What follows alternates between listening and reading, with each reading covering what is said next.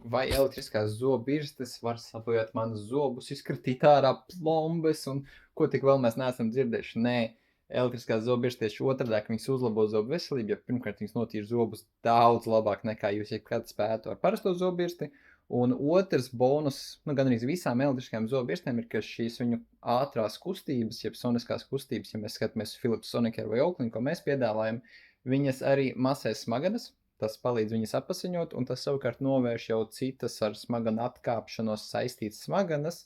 Un tāpat tās, nu, ja arī viņas kādreiz kaitētu, tad tur jau būtu sen milzīgas tiesvedības Amerikā droši vien, vai vēl kaut kur citur, bet, nu, elektriskās zobirstes, nu, mēs viņas jau tirgojam droši vien kaut kādus gadus 10, droši vien iespējams drīzumā varētu būt.